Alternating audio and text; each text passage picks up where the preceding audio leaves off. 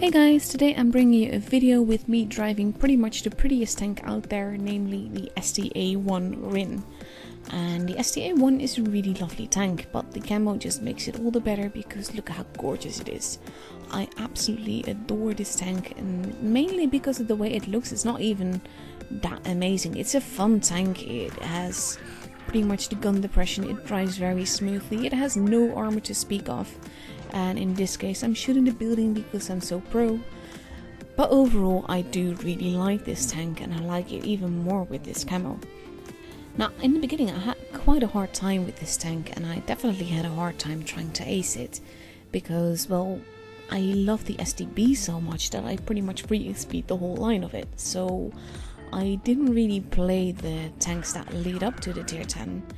Until I basically got the camo and started playing the STA a little bit, then neglected it for a very long time, realized I still had to ace it, and pretty much went back to it to see how it goes. Now you see that I'm getting quite a bit of damage in and into me at this point, but I have a friend, so he helps me kill the guy, and even though I would have killed him, I might have still lost a little bit more HP.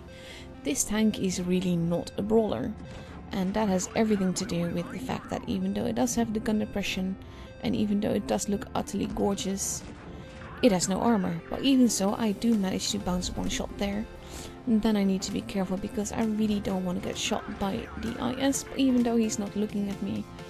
And I'm just using this lovely little corpse in front of me to get shots in. I still get set on fire, which is not really helpful. And I know that I need to reposition myself a little bit so that I will get shot a lot less. He is shooting my friend. I need to be careful where I am. I can't shoot the IS still. I set him on fire. I pull back because I don't want to get massacred. And then I start shooting this guy who's not focused on me, which helps me a lot. I still need to be careful though, because as I keep saying, there is no armor on this tank. So pretty much anything that shoots you will pen you, and I just need to my friends, and they're there and they save my behind. And by now the enemy has 2 bases, but we have a lot more points. I decide to take a moment to thank them and then head on over where the last guy is. I'm not gonna bother trying to cap a base because we are capping the second one, and there's no way we're gonna lose this, even though he did just kill another guy. But I'm not really worried. At the most part, it's 5 versus 1. It would take a very epic player for that to win. But overall, this is basically what happens with this tank. You can do pretty well, you can get shot a lot, you can die very easily, but you can also survive if you have a little bit of help.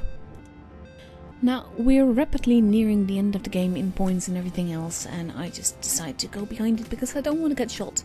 But it would be nice if I could get some shots in. I activate my adrenaline because of that, because if I can also get the kill shot, that's always a nice thing.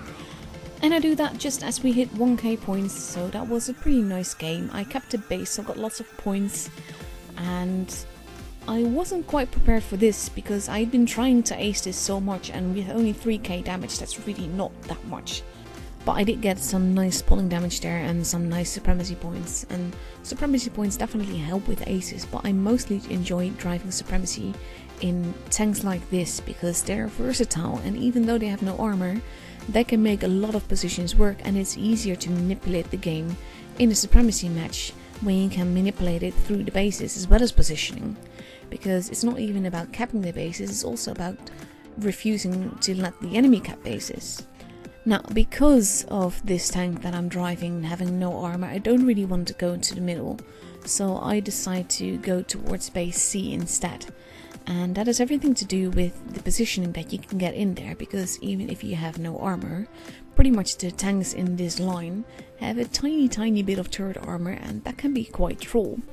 And from base C onwards, you can basically look into their spawn, you can cap a base, you can get shots in at a relative safe position to yourself. I know that there's people coming, so I need to be careful, but if I'm here, I can troll them and I can try to either cap the base and do damage, or just have my team do the damage for me.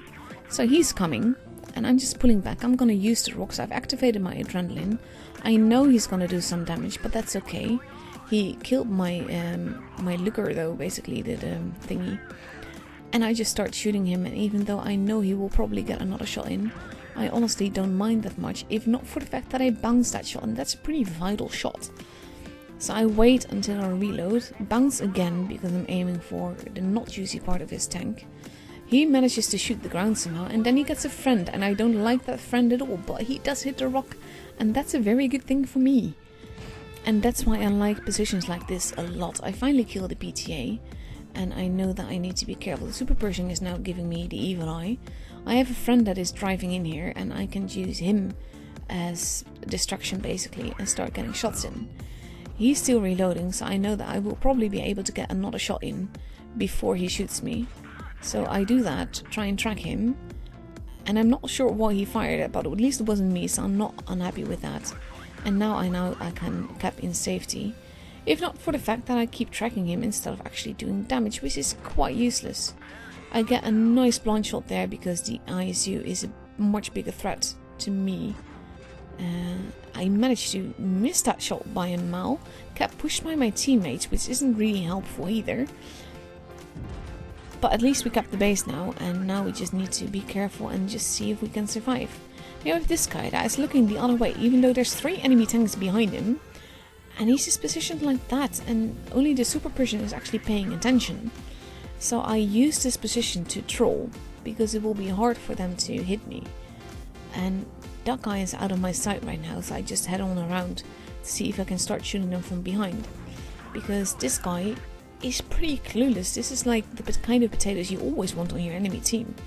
So I shoot him before he can shoot me, and then I know the Super Pershing is behind there. He's not paying attention to me either though, so he dies before he can get a shot into me. And now there's only 2 enemies left, and I decide that with so many of my teammates over here, I just will go there to see what I can do to help. Because there's only 1 guy there, I am a medium, and we know where the last guy is. He just kept base A, so we know he's there.